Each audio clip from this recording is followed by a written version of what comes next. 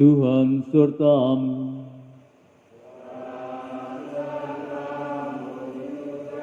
Inilah Injil Yesus Kristus menurut Santo Matius.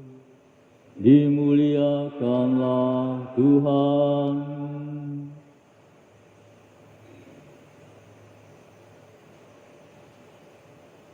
Pada waktu Yesus akan pergi ke Yerusalem, Ia memanggil ke-12 murid-Nya tersendiri dan berkata kepada mereka, "Sekarang kita pergi ke Yerusalem, dan Anak Manusia akan diserahkan kepada imam-imam kepala dan ahli-ahli Taurat, dan mereka akan menjatuhi Dia hukuman mati.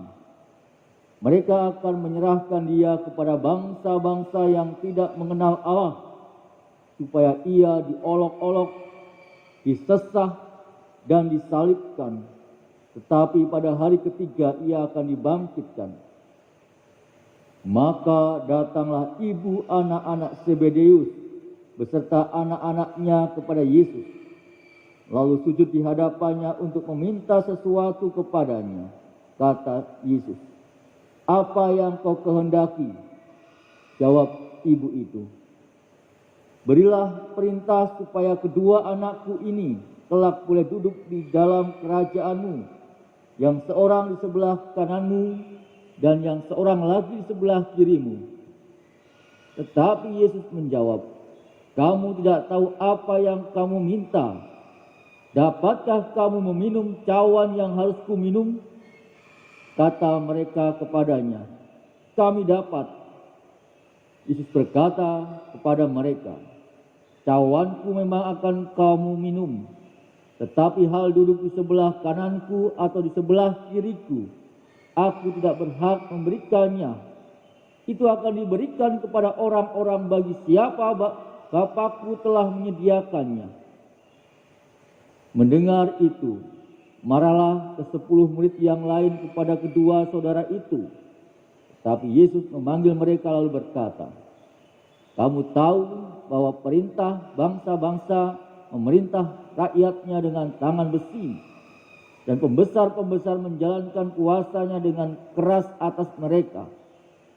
Tidakkah demikian di antara kamu? Barang siapa ingin menjadi besar di antara kamu, hendaklah ia menjadi pelayanmu. Dan barang siapa ingin menjadi terkemuka di antara kamu, hendaklah ia menjadi hambamu.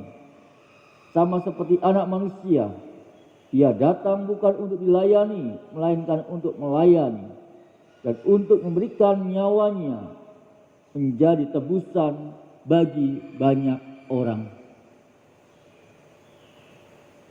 Berbahagialah kita yang mendengarkan sabda Tuhan dan tekun melaksanakannya.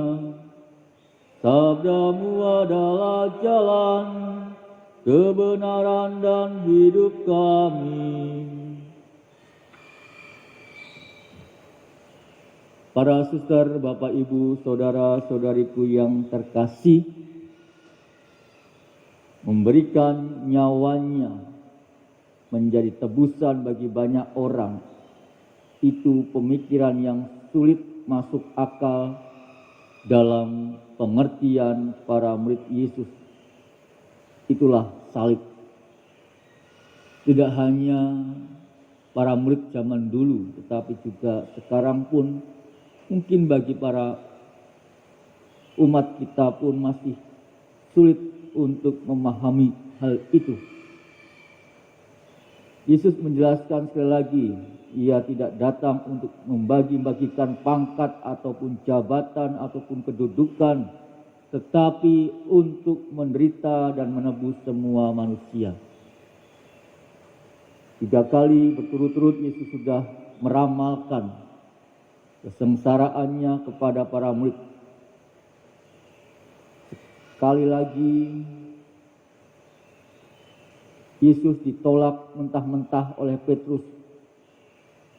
Lain kali mereka hanya menjadi sedih dan tidak mau bertanya dan berbicara.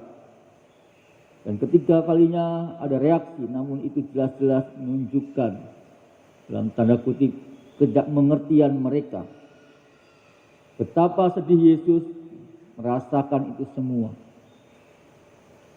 Memang Yesus tidak mengandalkan kuasa kemanusiaannya.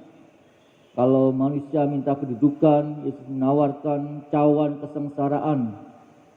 Dan akhirnya Yesus hanya sendirian memberikan nyawanya jadi tebusan bagi semua orang. Ya, Yesus sendiri dalam penderitaannya. Saudara-saudariku yang terkasih, lebih baik daripada berbicara, kita mohon pengertian akan salib dan sengsara Yesus. Kita tidak mau menolak, tidak mau hanya sedih dan diam, bahwa hati dan budi manusia itu tidak sampai. Kita mohon supaya Yesus sendiri menyampaikan terang dan kuasa Roh Kudus hingga takdir sengsara dan dosa sedikit terungkap bagi kita. Sehingga kita pun mampu untuk menerima apa yang dikehendaki Yesus dalam diri kita. Sebagai murid-murid Yesus, tentunya kita diminta untuk menjalankan apa yang diperintahkan Tuhan Yesus dalam diri kita. Tidak terkecuali dengan salib itu sendiri.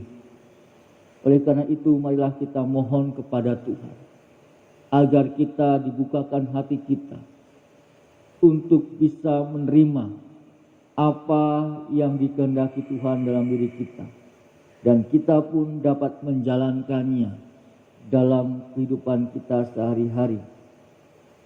Mari kita mohon kepada Tuhan dalam masa Prapaskah ini, pertobatan dalam diri kita, agar kita dimampukan untuk menjalankannya. Kemuliaan kepada Bapa dan Putra dan Roh Kudus,